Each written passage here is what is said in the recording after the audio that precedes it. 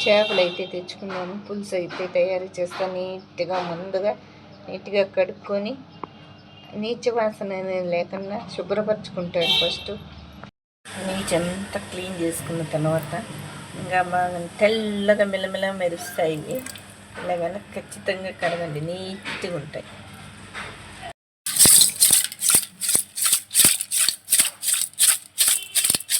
ఏమంటే దానిపైన ఉన్న జిగురంతా వెళ్ళిపోతుంది, శుభ్రంగా తెల్లగా అవుతాయి. బాగా నానబెట్టిన తర్వాత చాలా నీట్గా శుభ్రంగా అయితే వచ్చాయి. చూడండి, చాలా శుభ్రంగా. ఒక్కసారి అయితే మంచినీళ్ళతో శుభ్రంగా కడుక్కొని చేపలు నీట్గా కడుక్కున్న తర్వాత ఇందులో వేస్తాను. ఉప్పు, కారం, పసుపు, కొద్దిగా ఆయిల్.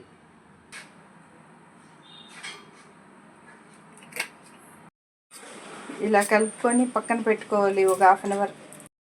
మెంతులు, జీలకర్ర, ఉద్దిపప్పు, ఆవాలు, 2 లవంగాలు, కొద్దిగా దాల్చిన చెక్క మనము బాగా ఫ్రై చేసుకొని పొడి కొట్టుకొని పక్కన పెట్టుకోవాలి. బాగా సువాసనగా ఉంటుంది.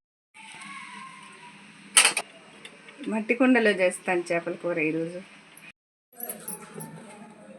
కడాయిలో ఆయిల్ అయితే వేస్తాను. ఆల్రెడీ చేపల్లో కలిపినాం కాబట్టి కొద్దిగా తక్కువగానే వేసుకున్నాను. ఆవాలు అయితే వేసుకుంటున్నాను. ఆవాలు బాగా చిట్లిన తర్వాత నేను ఆనియన్ అయితే వేస్తున్నాను. పేస్ట్ చేసి పెట్టుకున్న ఆనియన్, కొద్దిగా కరివేపాకు అయితే వేసాను. 1 స్పూన్ అల్లం వెల్లుల్లి పేస్ట్ అయితే వేస్తున్నాను. ఇలా వేగిన తర్వాత టమాటాలు వేస్తాను. కొద్దిగా పసుపు వేస్తాను. పులుపు బాగా పిసుకోవాలి. పులుపు అనేది పిసుకొని పోసుకోవాలి. పచ్చిమిర్చి అయితే ఇప్పుడు వేస్తాను. నేను ఉన్నాం కాబట్టి ఇందులో కొద్దిగా వేస్తాను సాల్ట్.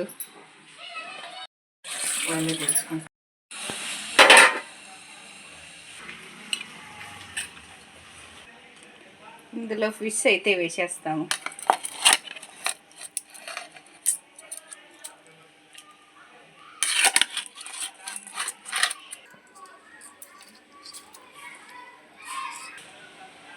ఇప్పుడే కలిపి వేయాలి, తర్వాత అయితే కలసదు, విరిగిపోతాయి. కాబట్టి వేసిన వెంటనే బాగా తిప్పుకోవాలి. మనం ముందుగానే ఇలా సెట్ చేసుకోవాలి. తర్వాత అయితే మనం కలబెట్టేదానికి కష్టమైపోతుంది, చేపలన్నీ ఇరిగిపోతాయి. తర్వాత మనం ఒక 20 నిమిషాలు మూత పెట్టేద్దాం. నీట్గా అదే రెడీ అయిపోతుంది, చేపల కూర రెడీ అయిపోతుందండి. మామిడికాయ ముక్కలండి, పచ్చిగా అన్నప్పుడే కోసేసి ఎండబెట్టుకున్నాను. ఇవి మామిడికాయ ముక్కలు అయితే 4 వేస్తున్నాను. ఎక్కువ పుల్లగా లేకుండా లిమిట్గానే ఉంటాయి. మనము అన్నీ పొడి కొట్టుకొని పెట్టుకునింది ఇది మిక్సీలో కూరలో అయితే వేయాలి. ఒకసారి బాగా మిక్స్ చేసుకోవాలి పొడి వేసుకున్న తర్వాత. కూర అయితే రెడీ అయిపోయింది. కొంచెం కొత్తిమీర అయితే చల్లుతా ఉన్నాను దీనిపైన. పెట్టినా కూడా ఉడుకుతానే ఉంది. ఇది చల్లారేక గట్టి పడిపోతుంది. కాసేపు మూత పెట్టి వదిలేద్దాం. చేపల పులుసు అయితే తయారైపోయిందండి. చాలా టేస్టీగా ఉంటుంది. ఖచ్చితంగా ట్రై చేయండి.